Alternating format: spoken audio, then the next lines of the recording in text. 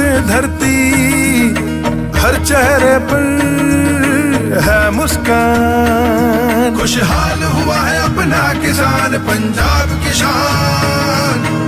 पंजाब सरकार किसानों की बेहतरी के लिए प्रतिबद्ध है। खाद, बीज और बिजली की आपूर्ति से लेकर फसलों का उचित मूल्य सुनिश्चित करने तक हर जरूरी कदम उठाए जा रहे हैं ताकि किसानों को अधिक लाभ मिले।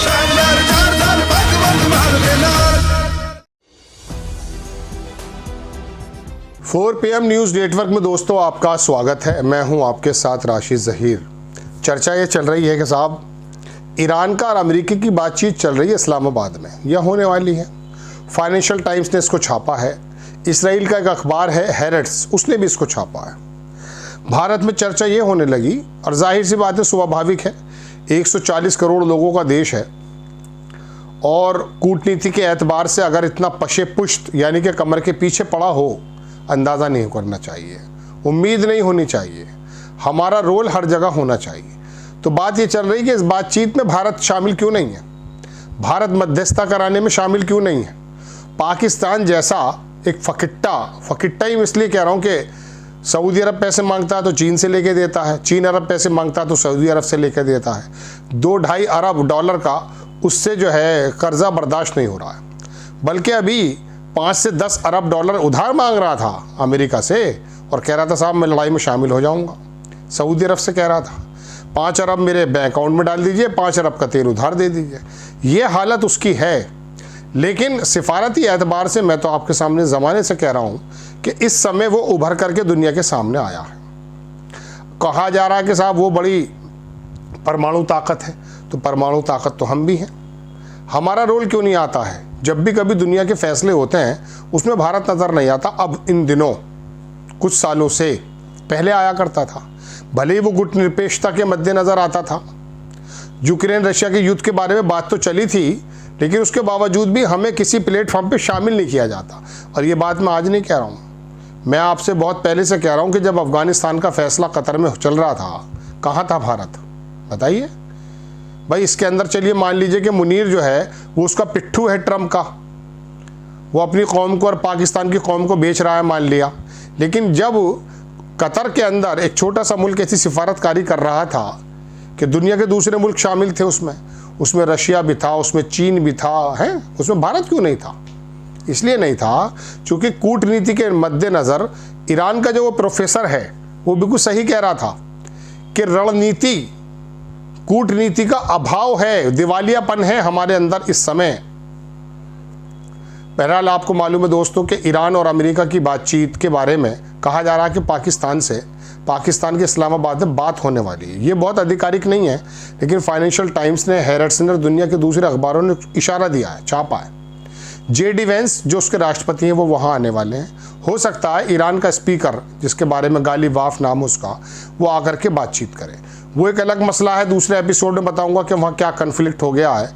लेकिन मैं आपको बताना चाहता हूँ कि पर्दे के पीछे पाकिस्तान, टर्किया, ओमान, इजिप्ट बातचीत कर रहे हैं। भारत का वो रोल क्यों नहीं था, या क्या हो सकता था भारत का रोल?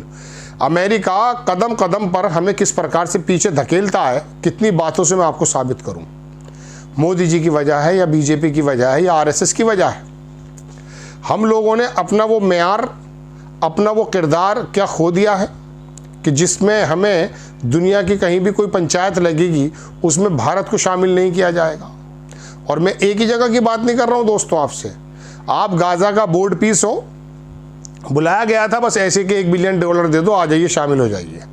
या और भी मिस्र के अंदर जब वो मुआहदा हुआ था हमास के बीच में, इसराइल के बीच में, और वहाँ पर फ़लस्तीन का प्रदेश बनने की बात आई थी, तब भी हम कहीं नहीं थे।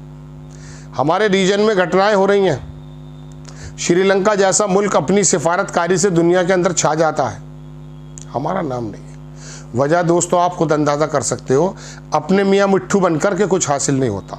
जो कुएं का मेंढक होता है ना, वो ये सोचता है कि यही दुनिया है, उसको समंदर का पता नहीं होता। तो क्या हम कुएं के मेंढक तो नहीं बना दिए गए हैं? हमारी सत्ता ने हमें कुएं का मेंढक तो नहीं बना दिया। हमारा रोल हर जगह होना चाहिए था। कैसे रोल? 1-1.5 साल पहले अगर आप मेरे मुतवातिर दर्शक हैं, मैंने बहुत पहले कहा था कि चीन को हम जो है ना काउंटर कर सकते हैं।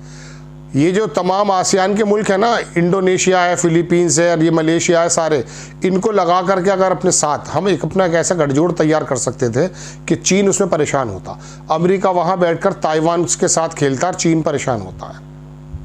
हमारा भी ये रोल हो सकता था ईरान के अंदर, हमारा भी एक पोजीशन बन सकती थी, लेकिन नहीं। आरएसएस के भागवत साहब कह रहे हैं भारत चाहे तो युद्ध विराम करा दे। अरे पूछा नहीं जा रहा तुम्हें भाई, पूछा नहीं जा रहा तुम्हारी वजह से हमें। मैं तो ये कहूँगा आपकी गलत नीतियों की वजह से आपके ऊपर जो है प्रतिबंध तो लगाए जा रहे हैं। अभी आया है वो अमेरिका की तरफ से आरएसएस के बारे में, जिसको फौरन रिजेक्ट कर दिया, बाकी किसी चीज़ को रिजेक्ट नहीं करते। वो हमारे बारे में वहाँ का मंत्री यहाँ पर आके रायसीना हिल्स टॉक्स में कुछ भी बोल जाए, हमें कुछ नहीं बोलेंगे, लेकिन जब आरएसएस की बात आती है तो दम निकल जाता, फ़ौरन चीख पड़ते हैं, नहीं नहीं हम रिजेक्ट करते हैं। क्योंकि वो सांस है ना, वो लाइफ लाइन है, वो नफरतों की राजनीति करने वाला सिद्धांत जो है इनकी लाइफ लाइन है।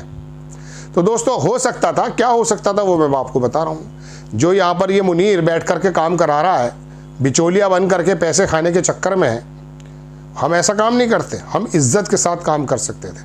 आपको मालूम है दोस्तों, अगर हम एक्टिव समय से रहते, रशिया हमारा बहुत करीब रहा है।